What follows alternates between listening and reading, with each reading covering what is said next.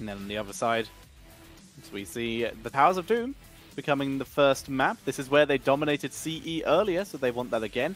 But yeah, on the other side, KT, they have consistently banned out Diablo 17 times and Genji 12 times. So these would be their usual priority here, especially seeing as their first pick. They'll likely ban out Diablo, trying to force one of those bans from RPG here. Either the Diablo, or sorry, either the Genji or the Maiev. And we have a little bit of a... First. Yeah. We have a little bit of a combo breaker coming in here as well in this series. No longer are we going to Volskaya Foundry for that first match of this series, but we're going into Towers of Doom instead, which is pretty interesting. So we mentioned this, KT, you know, tackle the hero pool of DSL, take away the comfort picks, and when they are first pick, they can actually get away with banning a support instead, because they are the ones who could potentially go for Sergeant Hammer. Remember, this is the battleground in which RPG dominated CE earlier on with that Sergeant Hammer. So they're probably not even going to ban it themselves. I think they're taking the risk and letting it go through. Yeah, and in fact, it's going to be RPG banning out the Dahaka instead, of much more of a rarer ban for them. But I'm sure it's going to be potentially viable. But they've just given over the Diablo to Timeless here. Now, once again, we have seen Timeless bring that out before, but he's only played it twice so far this season, where he's on a 50% win rate. Yeah, the one time it did work like a charm for KT, though, that was when they brought the Leoric in Tau with the Diablo, right? That Entomb, the Shadow Charge into the walls of the Entomb, that was so cool to see, and especially against targets that have no innate escape mechanisms, it can be so good. And RPG is trying out the Abathur again. Well, there's no Dahaka. That explains the Dahaka ban, because, well, Abathur kept dying last time. Yeah, I mean, all Abathur was trying to do, all he wanted to do was soak, you know, and he had to use his little slug buddy. And when there's a Dahaka in the field, he can oftentimes burrow into those bushes and catch Abathur's body, or you can just go in there and drop a blind lick sometimes. Many, many ways to deal with that as a Dahaka. And so, with the Karazim, nice little burst damage for the Phoenix, who's still on 73% win rate, but I don't know if that's up to date yet. As we did see something else that wasn't. Like the 0% Zul'jin, yes. Yep, that's the one. Alright, Karazim coming in there as well. So what do we expect? When you see that Abathur coming in from RPG, they've played Illidan. I don't think they're going to play that again. It wouldn't really be a surprise anymore. They're actually banning it away, KT. Better be safe than sorry, because they still have some fear in their hearts, apparently. So what else can they play with it? What is a good hat copy target? Maybe they're just going to go with a Jaina, to be honest. Just go for a mage. Well, Jaina's banned. So... Oh, sorry, it was banned too? Yeah, they banned it. So we're going to see Cassia and this... Well, Illidan's banned, so they can't do that. Cassia's okay. Like, she as a shield target, she's pretty reasonable. She has the armor. But in that case, why the Tyrael? What's the purpose of this? Okay, so I was going to say they need a little bit more, you know, stickiness. So are we going to see a solo support Abathur composition? Otherwise, I think they lack kill potential, honestly, with Tyrael having no forms of lockdown other than a slow. Who are they going to catch with just a slow? I don't think you can against a Li Ming. Like, solo support Abathur is just gonna just handing your opponents resets on a silver platter. So I don't know. Like, I would prefer going for a main. Okay, a support, a sticky one. To be fair, you wanted that, so that's hard. That is hard CC, which is really nice. Cleanse, armor, which is going to synergize once again with the shields. This is unconventional, but I don't really hate it. I dislike it because it's unconventional, but I don't hate it. I hate it. Okay. I see a little bit of potential in the later stages of the game, right? The moment Tyrael gets level 13, he will have that Holy Ground. It's really good on Towers of Doom. You can lock people in. You can buy enough time for heroes like Cassia and Phoenix to catch up. Right now, though, first of all, there's no real slow other than Tyrael slow to enable the bonus damage coming in from that salvo on Phoenix. So that's already going to be a little bit of a problem. Uther is a tricky support call here. I think the lockdown is nice. Definitely like that. It also counters the Li Ming sometimes with a good Divine Shield, but are we even going to see the Divine Shield? That is the question. I mean, Divine Storm against Diablo could work, but it would be weird, interesting. But, it is an interesting question. I'm looking at it, and there is absolutely the potential for this to absolutely snowball. Yeah. But it also, if it does start losing, I don't see it has great comeback potential. So exactly. I'm fairly obviously leaning towards KT with this comeback. Also, how are they going to kill Irel and Diablo in the later stages of the game? They have no tank trading whatsoever. What is actually going to stop Diablo from just diving onto the Cassia, lock her down, and, you know, the rest of KT just demolishing her? It all comes down to that early game, though, as we said, with RPG facing off KT. On the left-hand side, we see Free Show, MJ, Pa, C, and DSL for RPG. And on the right, it is KT with TWTWT, Kiaru, Lotus, Timeless, and Bad. All right. Timeless going for his special build there. Going for that Soul Shield, which I think makes sense at least a little bit here. Of course, you can block loads of damage coming in from the Cassia, from the Fend. Even the Phoenix has a lot of ability damage in his repertoire. We see Uther, by the way, going for the Hammer of the Lightbringer at level 1. So stuns and mana regen is going to be his priority. Which is going to be effective here. Once again, the only way I can see them really winning this is with that heavy crowd control and liberal utilization of the Purification Salvo, maybe some good Ball Lightning. I don't know. There's potential in this composition. It's just really, really weird potential. Yeah, and very risky. It's almost like a gamble. You know, you throw all your tools, all your hopes into one basket, and you're trying to get something done here. Good shielding so far by C, who went for the Salvation at level 1, by the way. No Justice for All, so he doesn't really think about his allies. He's rather trying to keep himself alive for the most part. So strong shields, a little bit of extra heal after the shield gets destroyed or expires. Which is better for his own self-sustain, as he is getting a little bit of help from everyone else getting a little bit of help from Abathur. Decides that him surviving is a little bit more important, also being the only tank on the composition. So it can make a little bit of sense here anyway. Tetra, that is a Locust build from Abathur. Oh my. DSL, has it been that long? No, it hasn't been that long. He finished playing at the end of last year. Sorry, at the beginning of this year. A touch of early 2016, mid-2016, right? I guess, yeah, it was that long ago that we saw this be viable, but we're seeing it now. I mean, I guess it can be reasonable on this map, if any map, so it's something. It's certainly something. Definitely not the standard, you know, supportive Abathur approach we see here. And quite frankly, there is not really that super hard carry like an Illidan, for example, like a Genji that you want to empower, because that's the weird thing that we talked about during that draft. So instead, maybe Abathur is just trying, you know, to keep those lanes in check, to maybe go for sneaky bell tower assaults as well there. Maybe even with the Monstrosity, one can dream. Monstrosity would be interesting. I mean, I guess clone-wise, Phoenix, Cassia, both would be pretty effective as clones. Soul Shield is actually saving him from the Fend there, like you say, and as such, this assault team will retreat. Yeah, this was really sweet. Well timed by Timeless. He was a little bit, you know, in a pickle. He was a little bit outnumbered there by the opponents, but with that Soul Shield, with that activatable ability protection, he actually tanked through all that Fend damage.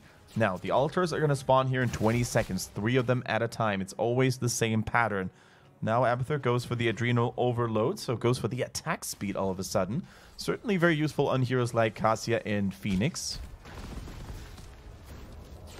MJ hides out in the bush, waiting for his opportunity. They move forward. Timeless oversteps his boundaries here. Pa able to tank through it with this Cassia, and he does still go down though. Timeless again gets dropped low and survives. Yeah, he survives, and a lot of that tankiness, a lot of that damage mitigation came from that Earth ally provided by Kharazim. Super cool to see that. There's 2 auto attackers in the ranks of RPG, Cassia and Phoenix, and all of their auto attack damage will be weakened so heavily. But of course, also Timeless with his own defensive tools there goes for the Soul Shield, and for good reason. Kiara in the meantime getting pummeled by Abathur, and Free Show on the Phoenix takes a lot of damage.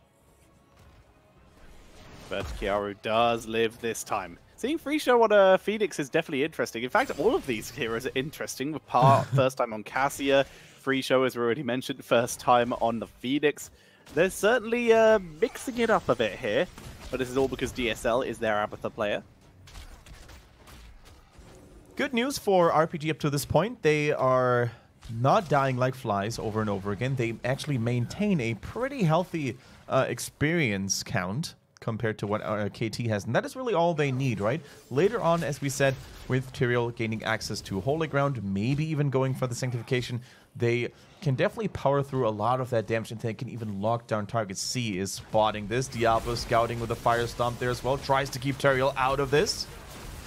They're not able to do so. The camp is taken by KT, and now RPG focus is on retreat. Par taking a lot of damage. Good stun by Uther, giving them the chance to leave.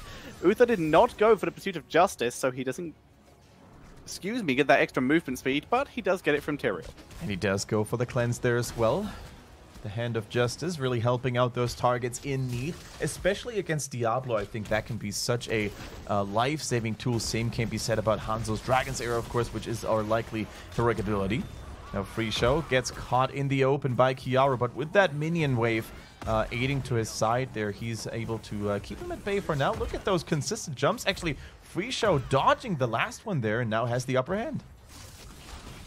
Able to stay able to keep that pressure on in the meantime. Another 3 versus 3.5 versus 4 fight timers, again dropping low, again surviving. Surviving is what he needs to do right now. They still have a little bit of poke here with Hanzo and Li Ming. I think they can actually keep this stalled out until the end of time if needed. So they give Timeless enough time to actually get that healing in from the healing fountain. Li Ming's abilities missing here, just a little short.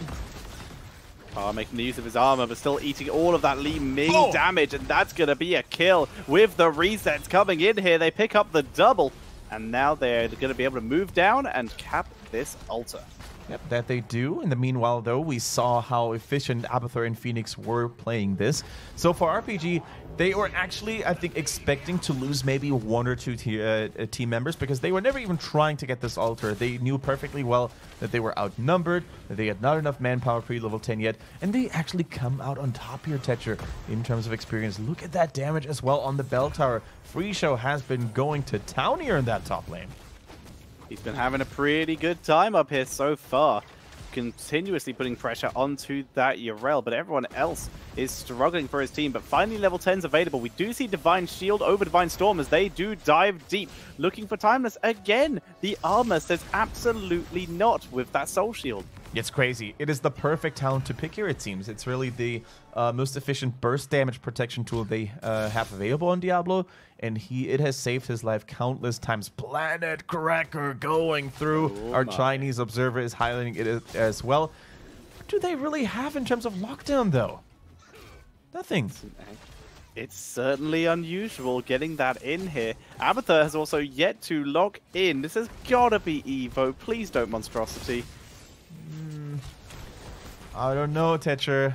We've seen weirder things come from RPG. I mean, like, Monstrosity, it's just gonna, if you leave it alone for like 1 second, it's gonna walk into the death zone and die. Yeah, you can't even get a keep out. And actually, what is happening? And they're also dying as Tyrael goes down once again. Dragon Arrow does miss though, so good news there. And Par gets Divine Shield. Stop stutter stepping. You are trying to live, not kill. He goes down. MJ also going to be taken out here, and that is going to be another triple kill. Add it to the list. All right, so there are a couple of maps in which I would actually say, you know what, Monstrosity will get its value. Actually, it is worth highlighting here according to our commentator, observer. I mean, can't blame them. We don't see it every day. It's actually being used to team fight right now instead of side lane pushing. Gets destroyed immediately. Okay, yeah, that was interesting. Stacks yet? Yeah. He's supposed to just split push with it and gain stacks and then gain value that way, but instead, now there's just no split pushing happening. Abathur is soaking bot lane, so they are at least going to be able to trade this and get some shots onto KT's core.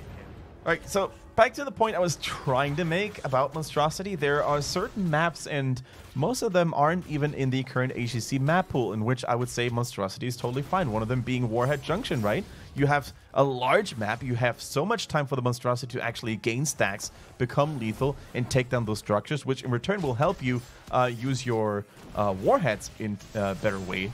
And then there's Garden of Terror, which is also a massive map. Hold that thought, Lotus actually in trouble. The sticky Tyrael, thanks to his level 4 talent, will not let go that easily. There goes the Sanctification bait as well. Sanctification is down, but Lightning Breath is timed pretty well. Not perfectly. Planet Cracker actually kills. Oh my god, Soul Shield is freaking ridiculous. Wow. As Timeless backs up, and we're about to see probably a triple kill for Li Ming. 1, 2... There's 2, but running out of mana. Oh, gets baited! Eldarin's Might. C picks up the Diablo, and those heals from Uther. That's out of mana. He's going to have to retreat. C thinks about chasing, but realizes he's running out of minions. Well, Diablo fell eventually, but that was some cool tanking action there with that Soul Shield, almost tanking the entire Planet Cracker. Super cool to see, and although Timeless fell, he's already back in action because he was sitting at maximum souls. Nice little play there. Really enjoy that. And as such, KT, they are still ahead, but minor signs of life coming in from RPG. They are not out of this yet. As we see the Monstrosity resummoned. Going to continue pushing in the top lane, and they finally got that Bombard Strain. Also, by the way, no holy ground. All the talents or all the plays that we deemed possible with that talent are basically shut down because we have Law and Order for Tyrael, which boosts his damage and you know, also reduce the cooldown on his shields, on his righteousness. Now, Timeless going in like a madman, is very confident in his own tanking abilities, and rightfully so. And they're moving around, waiting for an opportunity. Shots already coming in from KT, down to 20 health on the core of RPG. And they're trying to protect this area. On the bright side, Abathur's Monstrosity was able to take down top bell tower, so he now needs to pull that back, but he's a bit busy, so it's probably going to die before he's able to relocate it. More armor coming in for Diablo with that Irel jump. Super cool to see these two frontliners working together. The Ardent Defender keeps her safe for now. She jumps back in. Seven-sided Planet Cracker. It does some damage, but it's not enough, and the Sanctification expires. They have to pull back. Everyone on both sides is low. Planet Crack down goes Tyrael to the minions. The Monstrosity died to the Death Zone, and that's going to be a triple kill once again for for KT. Make it a quadra kill as they're able to pick up the Uther thanks to Lotus. Lotus with a point-blank snipe there on Hanzo. You see the Mule trying the best he can to basically keep that structure alive for now, though. They're juggling with the aggro. They're using the Earth Ally to intercept some of those shots there. And they balance out the score. And they were even patient enough to wait and only now go for the altar. Well played by KT. They get their 4 shots back. And all that monstrosity value in the top lane was cool to see. Still debatable whether that was worth it, because losing a team fight... was that actually Blind Lotus? Did you use your Sonic Arrow to pop that mine? That was cool. I think he might have. Either way, he was able to pick it up. And wow, this is a quick cleanup onto this altar, onto this bell tower as well. Everything is falling apart here for RPG. They're still a full level behind. 16 health on the core to 32, literally double the core health for KT right now. Welcome back. Bombard Strain, by the way. Abathur now has those long range locusts. They now have ranged attacks. So, and also deal more damage. So, more lane pushing coming in. Looks like he's trying to go after more Battle Towers. Timeless initiating a team fight here with a Lightning Breath, but other than roasting a couple of minions and locusts, it didn't really do that much. Yeah, it's so far not so much, at least. Abathur currently split pushing with his hat in the bot lane. Doesn't do a huge amount either, due to the fact the only actual hat talent he's gone for is the Adrenal Overload, which it does affect pretty much everyone on the team, in fact, as they get the double stun onto Timeless, trying to chase him down, but Uther dropping very low here. Quick heal, Planet Cracker, and immediately dodge. They cancel it early for that reason. Like you said, Jarell coming in, free shuffle teleport away. Tyrael gets the Sanctification as they're desperately trying to finish off Timeless. They finally kill him, but Free Show and MJ both get deleted here, and Pa will follow shortly afterwards. TWT needs to run. He's got the Way of the 100 Fists, actually, which allows him to get even more mobility here. Charges to safety, and Lotus plus Bat are on the chase. They get him with a nice scatter arrow here from Lotus as well. Well played, KT. It is once again another 4-man team wipe. Only Abathur the Coward is hiding. I mean, that's fine. He's got a Monstrosity now up in top lane as well.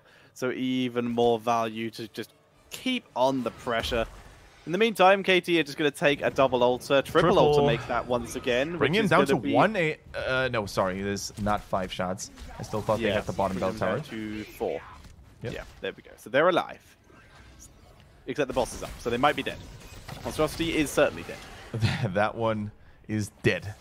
Actually, 90-second cooldown. It's such a long cooldown as well. And it really shows you how much value you have to actually get on that monstrosity in order to make it a worthwhile investment, right? If they just kill it like that, Abathur is basically not really going to be existent whatsoever. He didn't even go for a teamfight enhancing build, right? So there's nothing he can add to it. Even at level 16, he went for the Locust Brood. He can activate now that talent, of course, to spawn 3 Locusts at a nearby location. So it's just really hard for me to actually see how KT is not going to lose that teamfight. Well, losing Hanzo is certainly a good way to do that. DWT dropping low, Planet Cracker dodged again. That has not been valuable this game. Risho can't really continue to chase either as he's dropping low and actually dying to sappers. So he has to back up, but they do pick off Hanzo here. Here comes Yrel, though. This is familiar. MJ getting absolutely battered. Divine Shield not available. He will actually escape, though. Yeah, they need to retreat now. I mean, Karazim does have more killing potential than in any other game we've seen him today because of that Way of the 100 Fists, but even he himself can kill all the might that RPG still has to feel. That is actually a really, really nice position by RPG right now. With that thought, Yrel has to use the Ardent Defender. Why do they keep fighting here, KT? I don't know. They're actually starting to drop down here. Lightning Breath is good, but that kills off Yrel. 7-sided, Timeless. Bye-bye. He decides to give up on the Lightning Breath. There goes the Karazim. And what is this? Whoa! Okay, then. Okay, that's some good damage control. Bad with a monster combo there, dropping every single ability onto Phoenix. The Dragon's Arrow from downtown interrupting the channel for now. Hanzo doesn't have level 20 yet, so he doesn't have the global, but he will make his way onto this bottom lane. Can they actually get another kill? Bad with a very greedy teleport there. Yeah, he's a little low. The altar's still there? Careful. It's still there. I think they're trying to delay and wait for... They have a mana advantage. I think they're trying to wait for Abathur to soak them some more XP so they can get close to 20. They need to defend this, though. This is game over. If this altar goes through for KT, it could be game over. Not just of this altar, but also of this game. Timeless trying to interrupt. He does so successfully with another Firestorm, but they still have 2 members down. They need to be super careful. They just used D-Shield to try and guarantee that. D-Shield expired way early, but they still get it. Yeah. Bad. Able to live and picks off Tyrael. Nicely done. Lotus on the run. Lightning Breath to try and prevent Par from chasing in. Cassia looking for it. Planet Cracker from downtown. Timeless dropping low. Ball lightning. Oh, Timeless lives. Guess what? Cassia is not going to live, and the resets are coming through. That team fight is being won by KT, and you know what? If they don't get this altar, guess what's still open with 4 core HP on their opponent's side? The boss. And they're going to move there exactly now. Well, that monstrosity is going to spot it, but what's he going to do about it? Nothing. The answer is, yeah, very little. Not much he can do about it here. As we see the pressure being added. Boss going down, and, well, with only 4 health left on the core, that is straight up lethal. And with that, we do see the core going down, and KT take game number 1. Yep. 2 more deaths for good measure. Phoenix actually survived, which is pretty cool because of his level 20 there.